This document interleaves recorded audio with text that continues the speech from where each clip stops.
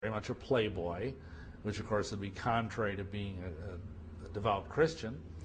The Hellfire Club had great disdain for Christianity.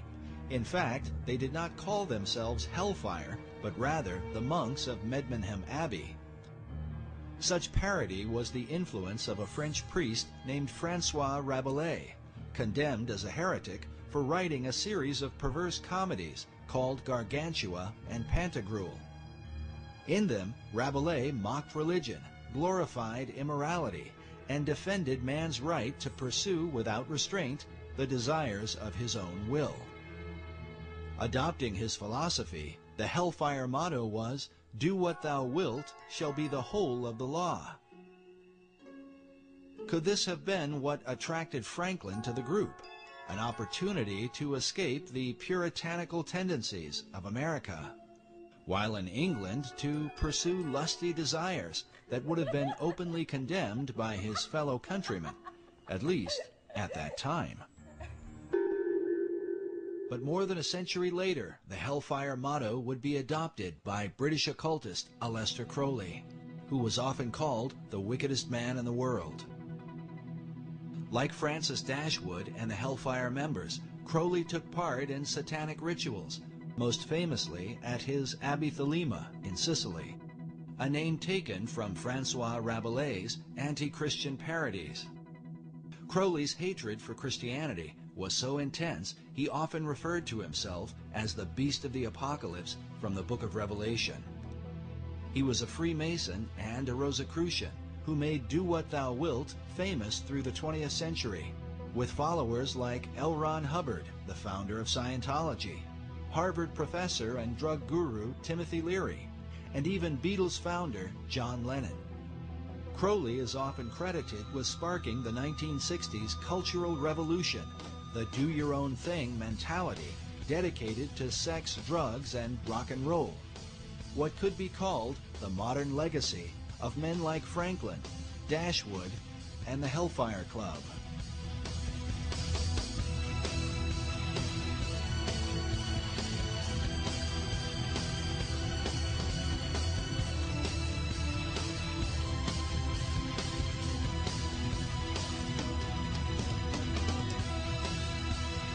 But wait a minute. Obviously, it cannot be said that Franklin's involvement with the Hellfire Club is to be fully equated with the often crazed activities of a man like Crowley or even Timothy Leary. Still, one must wonder what Franklin was doing with a group of immoral aristocrats who dabbled in devil worship, even if they were just kidding around, as some have suggested.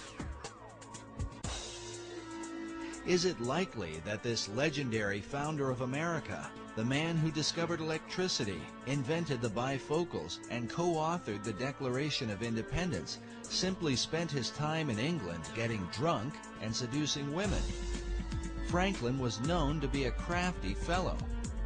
Could his dealings with Dashwood and the Hellfire Club have somehow been a part of a greater agenda? After all, Sir Francis Dashwood was no ordinary drunken rake. He also happened to be a member of the British Parliament and was a close friend and advisor to King George III, the man the American colonists would rebel against. The Hellfire Club itself were made up of English nobility, some of whom held high offices in the King's government. Was it mere coincidence that these men, close friends of Franklin, just happened to be in power when the British were defeated? In his book, The Occult Conspiracy, author Michael Howard chronicles how Benjamin Franklin came to England in 1758 to discuss the future of the American colonies with Sir Francis Dashwood. Meanwhile, British historian Richard Deacon, in his History of the British Secret Service, claims that Dashwood's Hellfire Club functioned as a center of English espionage.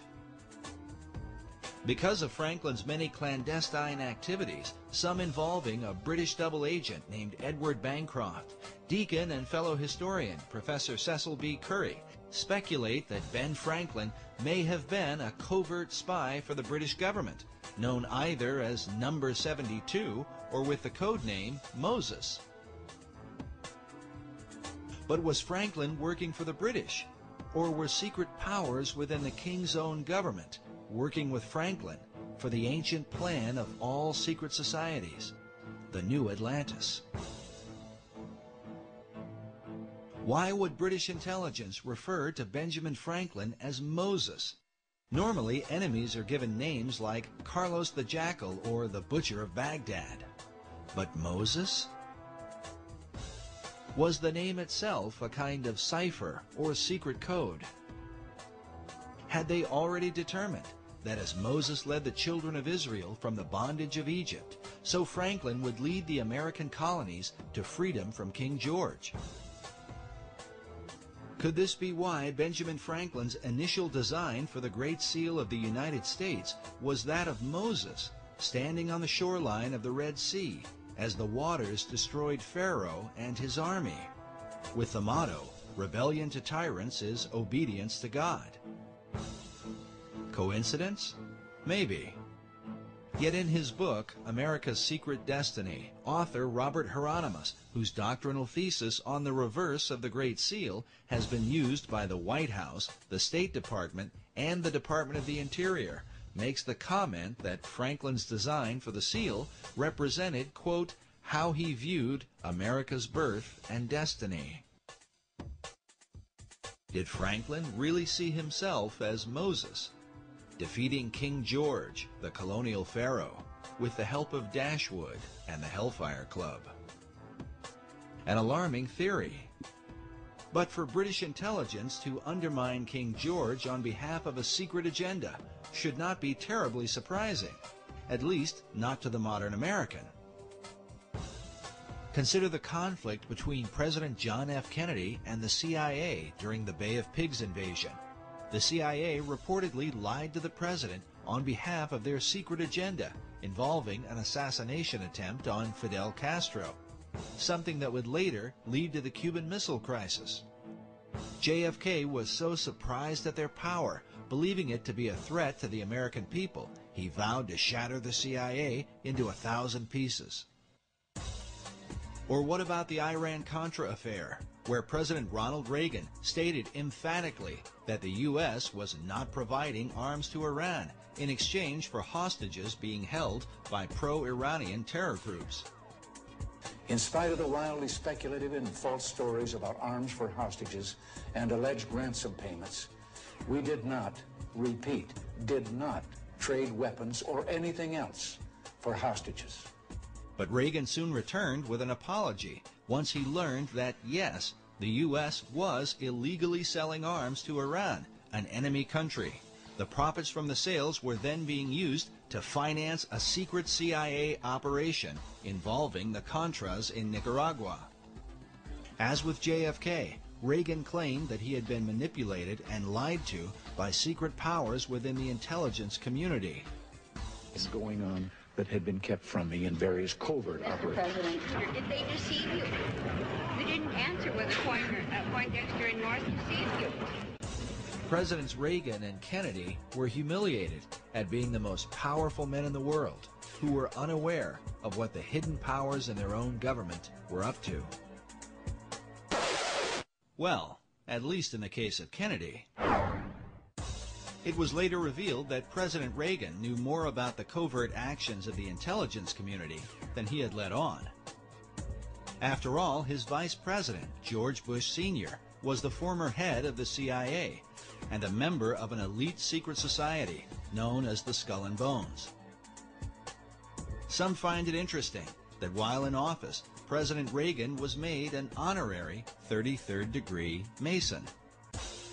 Since then, America's presidents have all been members of secret orders, including Skull and Bonesman George W. Bush, whose war on terror is said by some to have sparked the beginnings of World War III. Bush claimed it was the CIA who provided the information about weapons of mass destruction that ultimately led to the war in Iraq. As of the making of this documentary, that information has turned out to be false. An intelligence error? Maybe.